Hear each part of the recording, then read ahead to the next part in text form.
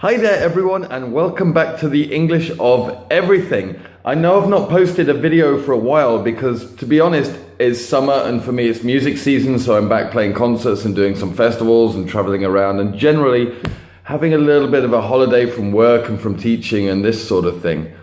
Now today I'm going to give you a describing pictures lesson. I know I've done a few of them in the past and people say they're very, very helpful and for vocabulary and building how to describe things.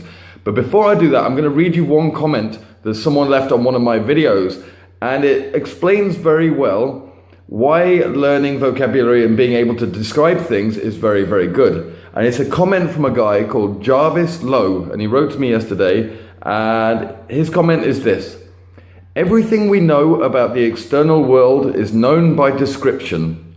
So if knowledge is power, then the ability to notice and describe things is the path to power. Which to me struck quite a chord, which is, the ability to describe things and more specifically to notice things around helps you in your life, and it helps you build a knowledge and build a vocabulary and build an awareness about the world around you.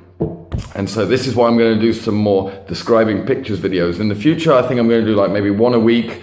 And I'm going to use photos that I've taken. And the photos I'm describing today are from the last month. I randomly found on my phone some places I've been and things that I've seen. So I'm going to describe them for you. And in the future, I'm going to take lots of photos every week. And I'm going to do one weekly of the places I've been and the things I've seen, and I can describe them for you. So today we have, I think it's 10 or 11 photos I'm going to describe for you and give you the vocabulary and talk about what's in them. So hopefully you can build your vocabulary and get better at your language skills. So let's go everyone, and let's start with the first photo.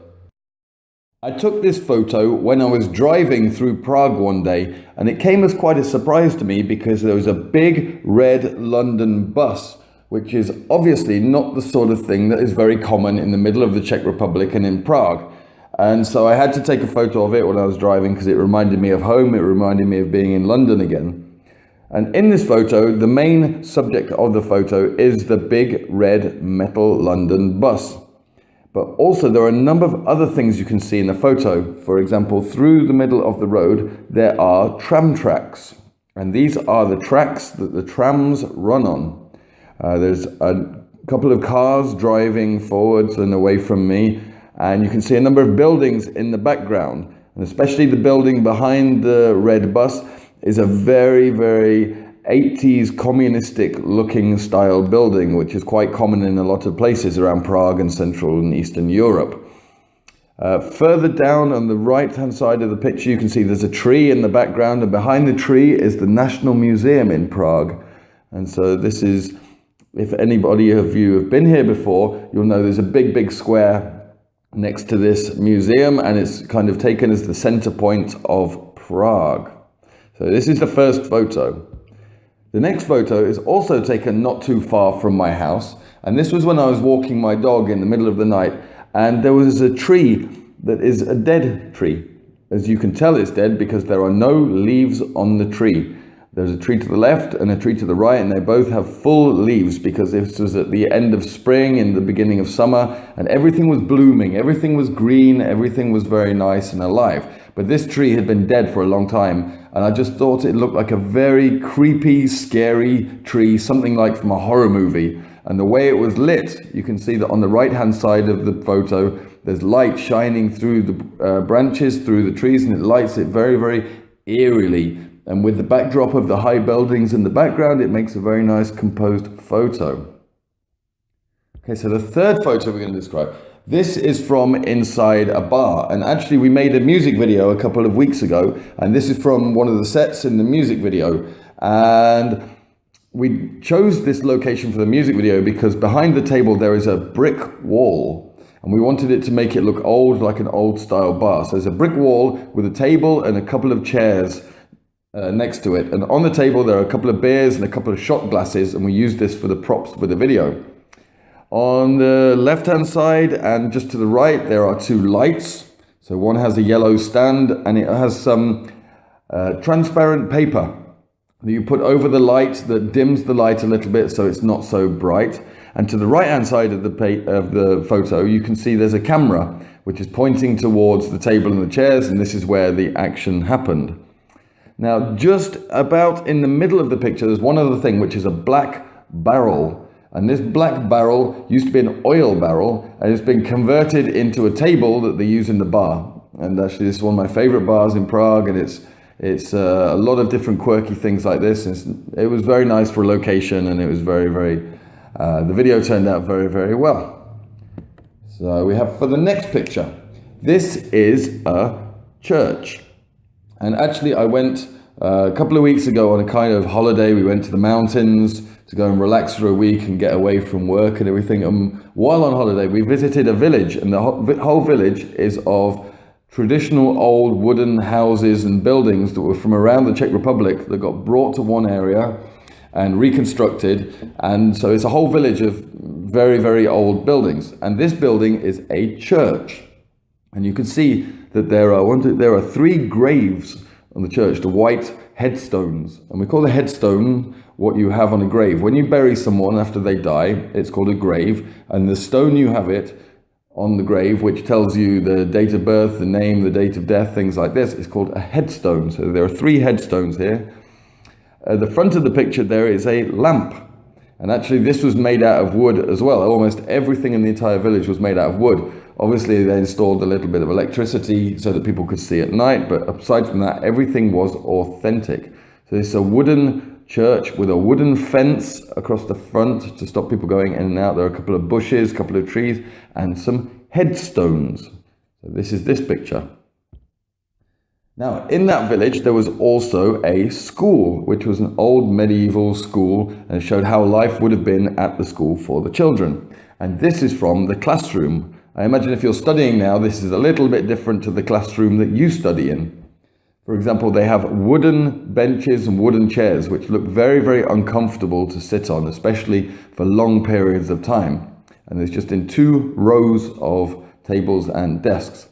At the front of the classroom, there are 2 blackboards. And blackboards are what we used before whiteboards, ironically. And whiteboards are used with pens, but on a blackboard, we use chalk. And you can erase it and write new things, and erase it and write new things. And this is what was used before modern pens and before modern whiteboards and before modern electrical digital boards as well. There's a desk in the middle where the teacher would sit, and to the right of the classroom, next to the door, there is an instrument called an abacus. An abacus. And an abacus is an early form of a calculator, and it has a number of balls on a number of different metal wires, and when you push the balls from one side to the other, you can use it as a counting device. Now, there are 2 other things in this photo. On the left-hand side of the photo, next to the window at the back, there is a desk. And on the desk is a globe. And a globe is basically a map of the world where you can see everything that's on it. So it's called a globe. And also there is a magnifying glass, which is a glass instrument that when you look through it, it makes everything seem bigger. So it magnifies, it makes things bigger, and you can read it easily. So this is an old classroom that I visited, and I'm very happy I never had to attend a class like this, because I imagine it was quite strict and quite hard to be at. So let's have one more from this village. And this was a typical, and this was the town hall actually in the small village. And in this picture, you can see there are wooden floorboards. Everything in this village was wood, as I said. So you have wooden floorboards, and in front of you there is a desk with a chair, which was used by a secretary or someone to note the meetings and someone to keep a record of what was discussed and what was arranged and what was agreed on. To the right-hand side of the picture, there is a longer bench and a longer table which was sat around by village community members to discuss different matters. In the center of the picture, there is a wooden support which is holding up the ceiling, which is above them, and hung on this wooden support is a coat and a hat to make it look like authentic olden times. So this was this. So the next photo, we went outside, and while we were outside walking through the forests and while we were enjoying our time on holiday, we visited something called a Watchtower, which is on top of a hill or on top of a mountain, and it's a very, very high, tall, thin building. It's a little bit like a lighthouse that you have next to the sea with the light which warns the ships not to go to the rocks. And it's on the top of the mountain, so you can see what was coming from long, long distances. And this is a view looking down from the Watchtower. You can see a number of people sitting on benches, and they're sitting around a place where you can have campfires. And this was right in the middle of the forest. You can see there's a path that goes off to the left, which is where we entered the area, and then we walked up into the Watchtower to look around. And this is looking down on the area. So once we got out of the Watchtower, we went walking more through the hills and through the mountains. And this is a view across the rolling hills. You can see on either side of the hill there are fern trees, which are very, very tall trees, and these trees don't have leaves, they have needles. And these trees, they keep their needles all year round, whereas normal trees which have leaves, all the leaves fall off in autumn and grow again in spring. These fir trees, they keep their needles all year round. And you can see in the foreground or at the front of the picture, it's all grass, and naturally wild growing grass. And there's a path down the middle with someone walking off into the distance and down the hill. And so as you look out, you can see over in the distance, there's the rolling hills, and there's the shadows on the hills, which are being made by the clouds, which are floating above the hills. So this is a very nice view. And for me personally, I love this area so much because it's very, very peaceful. You can forget about living in the city. You can forget about daily life and things that you have to do and work and everything like this, and just really turn your brain off and relax. So this was a very, very nice place for a holiday. And so also on our holiday, a very good way to turn your brain off and relax is chopping wood. And this is near our cottage that we have in these mountains. And I know now it's the middle of summer, it's coming for those of you living in the Northern Hemisphere, but very soon winter will come. For those of you who watch Game of Thrones, winter is coming. And so in another 5-6 months, it will be very cold again. So we have a fireplace, we have an open fireplace in the cottage. And so we need to cut lots and lots and lots of wood from the forest so that we can burn it during the winter and stay warm. And so I spent about 2 days just cutting wood, and I was using a manual saw. And you can see in the middle of this picture, there is a log, and the log is on the stand, and on the log is a saw. I was cutting halfway through the log and I took a photo of it. And so I was using a saw, and my hands got very painful after a while because I don't have an electric saw there at the cottage. I just do it by hand, and to be honest, it's good exercise for me anyway. I don't want to be lazy and just do it quickly. So for me, it's some physical exercise. So I cut a lot of logs, and you can see on the left-hand side on the floor, there are lots of logs, and these logs will be put on the fire when the winter comes. So this is what I did. Okay, something else that I did when I finished my vacation, when I came back, is I got a new tattoo. And maybe some of you at the beginning of the video noticed I have a new tattoo on my arm. And this is a picture of the desk of the tattoo artist who did my tattoo. And you can see in the middle with the blue plastic that is over the wire is the tattoo gun. And you use a tattoo gun for tattooing. On the bottom left-hand side of the desk, there is some black ink in a small pot and some Vaseline or some cream, which keeps the skin moist while you are tattooing. At the top of the desk, the top left, there is a plastic bottle with a red lid and a red nozzle out the top. And this is with disinfectant in, so it keeps the bacteria away, it keeps the germs away, so your tattoo stays clean and doesn't get infected or anything like that. And the box in the middle of the table with the circle in the middle is the controller, or it's the electronic device that controls the speed of the tattoo gun, the depth of it, and things like this. So this was from the tattoo artist who gave me my tattoo, and this is the table. You have a box actually on the right hand side with rubber gloves. And these rubber gloves, obviously, you have to wear them because it's sterile, because it's clean. It's the same like if you go to the doctors, you should wear rubber gloves. So I got a tattoo, and this is what I did. And so for our last picture today, this is a picture of me somewhere on my holiday that I went on. And it's me and my dog Yuki.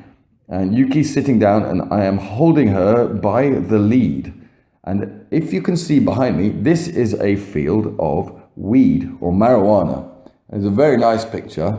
Unfortunately, this marijuana is not for smoking marijuana. This is marijuana that's grown for hemp and for the production of different sorts of materials and things like that. But it was a very nice place to be, and I just found it in the middle of nowhere somewhere. But so this is me on my holiday with a big field of weed with my dog Yuki. Right, so these are the 10 or 11 photos that I've described for you today. Hopefully you've got some new vocabulary, you're able to describe things in a little bit more detail, and it was interesting for you to go through this. So as I say, in about a week I'm going to take a lot more photos and make another video describing them, and I shall put it up for you to help you with your English language. So that's everything for now, everybody. I wish you all a great day, and I'll see you in the next lesson. Okay, bye-bye.